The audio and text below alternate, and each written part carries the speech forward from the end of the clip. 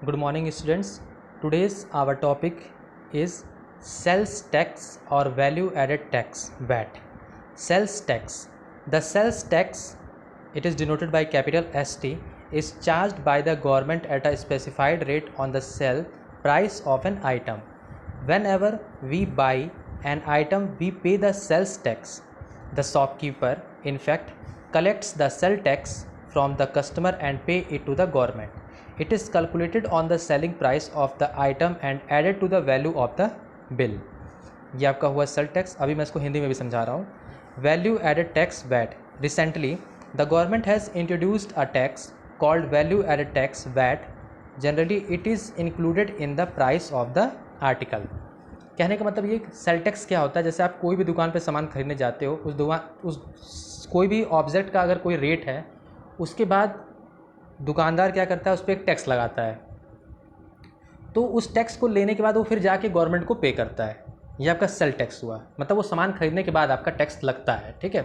लेकिन value added tax क्या होता है, जैसे आपके कुछ सामान ऐसे होते हैं कि जैसे मान लो कि कोई भी आपने मोबाइल लिया, वो 5,000 रुपये की है, तो उसके अंदर वो वैल्यू एडेड टैक्स पहले से ही अप्लाई की गई है, पहले से ही उसके अंदर उस टैक्स को ऐड किया गया है. ये आपका होता है वैल्यू एडेड टैक्स. ये मतलब जनरली आपका प्राइस ऑफ आर्टिकल पे पहले से ही होता है.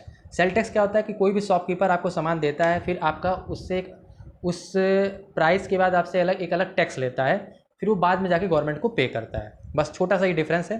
बहुत आसान सा टॉपिक है और इसमें ज़्यादा से ज़्यादा आपका बस परसेंटेज का फॉर्मूला लगेगा और कुछ नहीं लगेगा. इस एक्सरसाइज में आपके 9D एक्सरसाइज में आपके सिर्फ 4 क्वेश्चन है. पहला क्वेश्चन तो मैं करवाऊँगा नहीं, आप उसको खुद से करिए, मल्टीपल चॉइस है.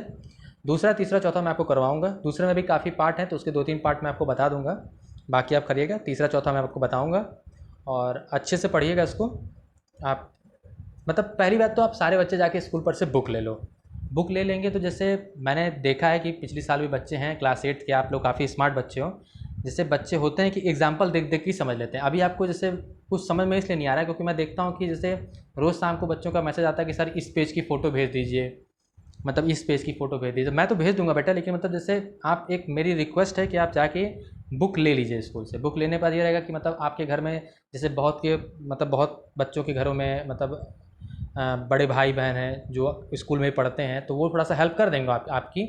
जैसे अब मैं समझ रहा हूँ कि ये ऑनलाइन आपको जल्दी जैसे मैथ्स तो ऐसा सब्जेक्ट है कि आपको क्लास में नहीं समझ में आता जल्दी, तो ऑनलाइन में मैं अपनी तरफ से पूरी कोशिश करता हूँ. मुझको भी हर चीज़ देखनी पड़ती है कि कहीं वीडियो लंबी न बन जाए.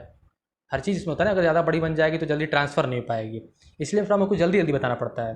तो मैं इसी को समझ रहा हूँ कि मैं जैसे बहुत से स्टेप छोड़ता हूँ उसके आप में. लेकिन आप बुक ले लीजिए. बुक आप ले लेंगे तो कम से कम, जैसे मैं इतना जानता हूँ, बुक लेने के बाद आपको एक छोटी सी हेल्प ये मिलेगी कि जैसे मान लीजिए कि कोई भी एक्सरसाइज में अगर आपके 10 क्वेश्चन है तो 10 क्वेश्चन में 5 क्वेश्चन पक्का आप खुद से लगा लोगे.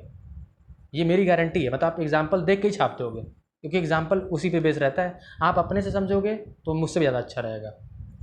तो इसीलिए जैसे आपकी क्लास 8 में मैं देख रहा हूँ कि अक्सर जैसे बच्चों के मैसेज आते हैं कि सर पेज की फ़ोटो भेजिए, तो बेटा ठीक है, फ़ोटो तो हम भेज देंगे, हमको कोई प्रॉब्लम नहीं है. लेकिन अब जैसे आप जान रहे हैं कि अप्रैल, मई, जून, जुलाई आ गई है आपकी, तो अब मेरी रिक्वेस्ट है कि आप जाके बुक खरीद लीजिए स्कूल से. इससे आपका भी फ़ायदा है, मेरा भी फ़ायदा है और आपके टेस्ट में नंबर का भी फ़ायदा रहेगा. ओके, चलिए तो हम चलते हैं अब एक्सरसाइज पे.